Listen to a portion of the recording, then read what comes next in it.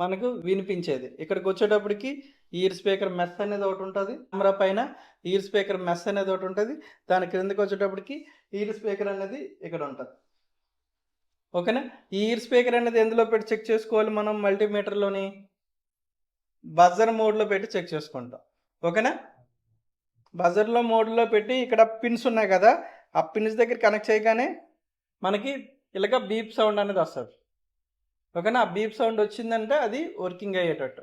మీరు ఓపెన్ చేసినాక మీరు మల్టీమీటర్తో ఈ స్పీకర్ అనేది చెక్ చేసుకోవచ్చు.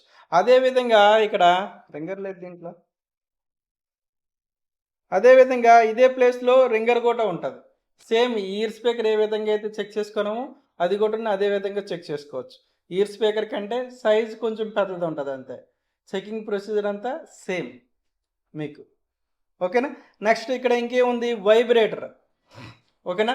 వైబ్రేటర్ కూడా మనకేమొస్తుంది, ఇది కూడా ఒక మోటరే. దీన్ని కూడా బీప్ సౌండ్లో చెక్ చేసుకోవచ్చు. లేదు ఈ వైబ్రేషన్ పనిచేస్తుందా లేదా అనేది బీప్ సౌండ్లో చెక్ చేయొచ్చు. నెక్స్ట్ ఏంటంటే వోల్టేజ్ కూడా డైరెక్ట్గా ఇంజెక్ట్ చేయొచ్చు. 1.8 వోల్టేజ్ దానికి ప్లస్ మైనస్ పెట్టగానే వైబ్రేషన్ అవుతుంది అది. ఓకేనా. ప్యానల్లో next on and off strips. Customer ఏదైనా సరే ఆన్ అండ్ ఆఫ్ బటన్ పనిచేయట్లేదు అని అంటే ఈ స్ట్రిప్ ఉంది కదా, ఇది రీప్లేస్ అనేది చేసేయవచ్చు. ఇది ఏ విధంగా చెక్ చేసుకోవాలి, ఇప్పుడు ఈ బటన్స్ ఉంటాయి కదా, ఈ బటన్స్ దగ్గర ఈ సైడ్ సాల్డరింగ్ ఉంటుంది.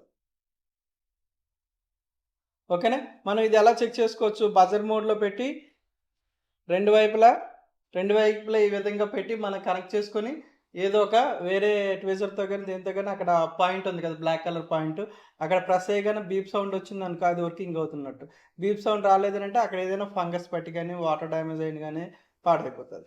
వెంటనే ఏం చేయొచ్చు, ఆ బటన్ అయినా మార్చొచ్చు, లేదంటే మార్కెట్లో ఈ స్ట్రిప్ అంతా టోటల్గా దొరుకుతుంది, దాన్నైనా మనం రీప్లేస్ అన్నది చేసుకోవచ్చు. మెయిన్ బోర్డ్ దీంట్లోనే మనం 15 days వర్క్ చేస్తాం. ఇందులో ఏంటేంటి ఉంటాయి, మనకి కెమెరా సెక్షన్ ఉంది. ఓకేనా. పవర్ సెక్షన్ ఉంది, నెట్వర్క్ సెక్షన్ ఉంది, ఈఎంఎంసి సెక్షన్ ఉంది, సిపియు సెక్షన్ ఉంది, ర్యామ్ సెక్షన్ ఉంది. ఓకేనా. ఆడియో సెక్షన్ ఉంది. మొత్తం టోటల్గా A to Z అనేది ఇందులో ఉంటాయి. ఈ చిన్న మదర్ బోర్డులో అన్ని సెక్షన్స్ ఉంటాయి. ఈ కాంపోనెంట్స్ కూడా A to Z కాంపోనెంట్స్ ఇందులోనే ఉంటాయి మనకి. ఓకేనా. ఫుల్ ఫ్లెడ్జ్డ్గా మనం దీంట్లోనే నాలెడ్జ్ తెచ్చుకుంటాం. ఎక్కువ రోజులు దీని మీద మనం వర్క్ చేస్తాం అనమాట. ఇప్పుడు ఫర్ ఎగ్జాంపుల్